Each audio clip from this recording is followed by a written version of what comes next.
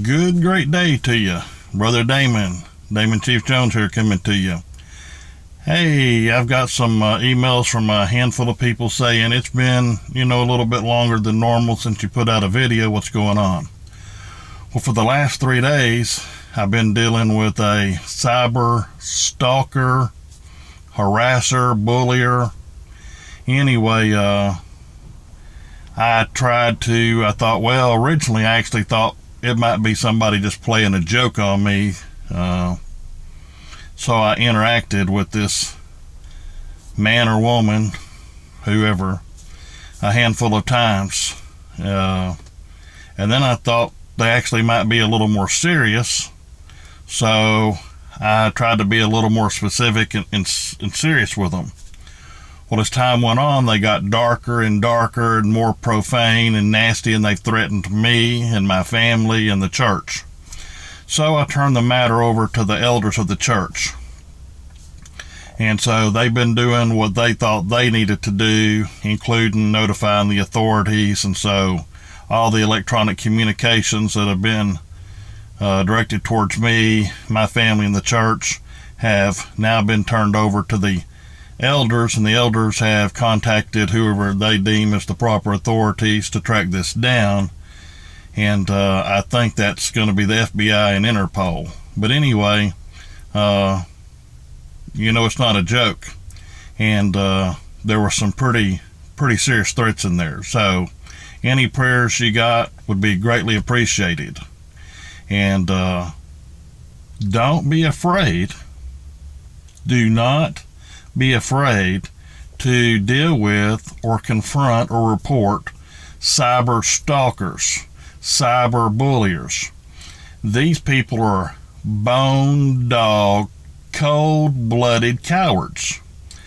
98% of the time, they would never say nothing in front of your face where you could hit them with a fist or whatever else you had to do. If you had to get the old pistol out and go to work on them in self-defense, whatever is necessary. Call 911, whatever you deem in your mind, in your mens rea, which you would like. You ain't trying to commit a crime, you're trying to stop a crime upon your person. Don't be afraid to confront them. Use common sense and logic. Now, the reason I did this because I had to talk to the elders and some people in the church, and so we were making preparatory self-defense measures, which we always have that in place. I've taught all my people for years certain things that they need to do for self-protection. I don't want to go into that right now and give the cyber stalker any advantage, so I can't get into that right now. We'll give some general tips maybe in another video or two. Okay? What I'm trying to do is cooperate with the elders in the church and family and friends, so in case he's may have them as a target as well as me. So we've moved some things around, done some things we need to do to deal with him or her or them. Okay, so don't necessarily think it's a man. It could be a woman, but don't think it's a woman, because it could be a man, or it could be 2 or 3 men or 2 or 3 women. And sometimes, see, they are like terrorists. Okay, they feed on fear. They feed on confusion. They feed on you being uncertain and not knowing how to deal with them. Well, I'm usually the guy that everybody else calls up, hey, we need the police down here, the sheriff or constable or marshal for whatever it is. So I've had to go there, and I've had to work with my resources of my agency, department, or office. Okay? I've had to deal with those on the county, state, and federal level to go after people that have done this. So far, all the ones I've dealt with, we've had 100% closure. Okay? But part of that was remaining silent for 48 hours or more and tracking down things behind the scenes so that they can do what they got to do. Now, sometimes when a stalker is found, we don't just rush in with warrants and go arrest them. we monitor them, because if they're doing that to them, they may be doing it to other people. So there's a lot of resources that go into things, and sometimes it's days, weeks, months. We've even sat on a stalker for 3 years. It was a very serious case, and normally that's an exponentially long period of time. But once you track stuff down, now sometimes they have what they call bouncers. Like they might bounce it off of somewhere, say if it's in California. They might bounce it off of somewhere in Hawaii, that goes to somewhere in Canada, that goes to somewhere in Israel, and then comes back. Or goes off of West 5 or South 2, different satellite systems that they bounce off of, and they use what they consider state-of-the-art technology to bounce things around, so you can't track them. That's a phony baloney.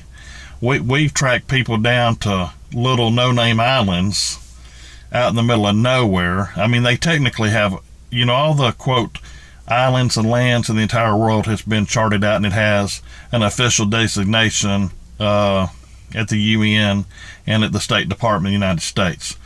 But for all intents and purposes, that they're a small land. They do have internet, but it's satellite internet. But they reap money from people in the United States or foreign countries that want to bounce off of them, because their tracking and their secretiveness is all good, blah, blah, and all these computer hackers, high-end computer hackers know how to do all this stuff. But we've tracked all this stuff back. I mean, you'd have to be pretty dang high on the hierarchy of hackers. You'd have to be at like upper echelon CIA, Homeland Security, a few odd end places to do this stuff, and that's like nation to nation, or them dealing with ISIS, which some people wants to call them ISIL, and that's a long story too. But anyway, the best thing to do is to confront them, but the way you confront them is through first of all, you need to know if they're a real person and they're really after you, or they're playing, or it's one of your friends that's playing a game.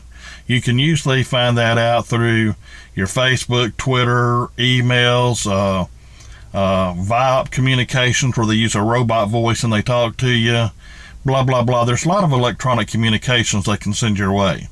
First thing is just answer them generally like, do you know who this is? Make sure that they're really trying to communicate with you.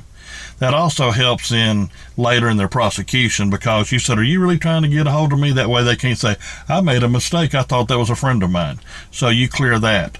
Then you say some different things to them, and then they come back. So it's repeated, so that builds up the evidence. So I've done all that with this particular individual. I've built up the case. We've got multiple communications, okay? Now, if it's within the United States, the FBI cyber crimes unit can handle it. If it happens in the United States, but it comes from somewhere else in the world, they can still deal with it. But many times they still work with Interpol on these things. I don't want to give everything away. I mean, I know a lot more than I'm saying, but anyway, you build a case. And I've been building a case and doing the different things I need to do. And I had a lot of church business to deal with and family issues to deal with and so forth. So I've been a busy man. So part of it was just life, and part of it was dealing with the cyber bully. But anyway, this is to let you know that if you're the little gray-haired old lady, or you're the 14-year-old boy, or anything in between, and you're white, black, brown, red, or yellow, you're rich or poor, you live on the street, or you're a cop, or you're a retired plumber, cyberbullying and threats and stuff behind what they consider their invisible shield, they're on their computer in their mama's basement doing stuff, or there's some wacko job, and all they do is watch YouTubes or watch TV, and they're stir crazy, and they see a video you do or hear something that you said, and it just sets them off, and they just go berserk, and then they get after you. maybe you ain't the only one. Maybe they're after 10 or 12 people, 50 people. But it takes time to track down the mentally ill and secure them. Or if they have mens rea, criminal intent, to scare you, harm you, harass you, threaten you through electronic means, then there needs to be a prosecution and an incarceration and a mental eval to deal with them. Anyway, that's what I've been going on. Now, I'm also going to tell you, I'm going to try and finish up the rest of the Kennedy assassination video. My phone, like I told y'all, it's getting old and going ding, ding, ding, started cycling and stuff like that, where it just It power-cycled off on me. Can't help it. Sorry about that, but it was getting to the point I was fixing to say, well, let me cut this off and do a part 2 anyway. It cut off about a minute ahead of me. But anyway, I'm going to call this the cyber violator. Okay, if you got questions, comments, thoughts, feel free to share them. And whether it's a day, a week, 6 months, a year down the road, whenever this closes out, I'll do a video on it and give you some more intel, so long as there's not an ongoing criminal investigation and I'm aware of things I cannot tell you, because that would impede the integrity of the investigation. Okay? So whoever this coward or cowards are, that's how I view them. I'm not scared of them. I mean, hell, I went out and put my life on the line for 39 years. If I was going to be scared, I'd been scared then. And in all honesty, there's a lot of times I was scared. I mean, there's been people with guns and knives out there, and barricaded persons and all kind of crap go on. Barricaded men and women. I get caught up when I get to talking real fast and use some of them old government words. And your words mean what you say they mean. They don't mean what somebody else assigns them to mean. They don't even mean what they mean in a dictionary. Because if somebody says Scooby-Doo, well, Scooby-Doo ain't in a dictionary. What does that mean to you? Might mean a real sharp individual to you. That might mean a man that's a dud and ain't got no brains to me. So we don't have a clear understanding. You must understand things in law. You can't move forward without a clear understanding. You have to understand it. Anyway, I don't want to just belabor this and drag this out forever. But never, ever, and people say don't say that, but I do. Don't underestimate your opponent. They may really have a gun. They may really intend to kill you. They may really be able to physically stalk you down and put you in their crosshairs and you're graveyard dead. Not metaphorically dead, but I mean where a coroner writes out a death certificate, medical examiner, a justice of the peace signs a death certificate, says you're dead. They dig a hole 6 foot deep and bury you, and that's the end of it. There are real, serious, real life stalkers. This one that's after me and my family and church members may be a serious, viable threat. That is yet to be determined. If he or she or they are, then the appropriate action will be taken and they will be dealt with. Okay? But if they're, quote, clowning around, playing a game, makes them feel good, it's still a criminal charge. And there's still an injured person, an injured man. Now, I'm the injured man. My wife and family, they're the injured people, so there's however many counts. So every time you have a cyber communication, that's another count. So say you contacted somebody 20 times. Well, that's 20 felony counts times the number of people that were threatened, or it's in curtilage threat levels.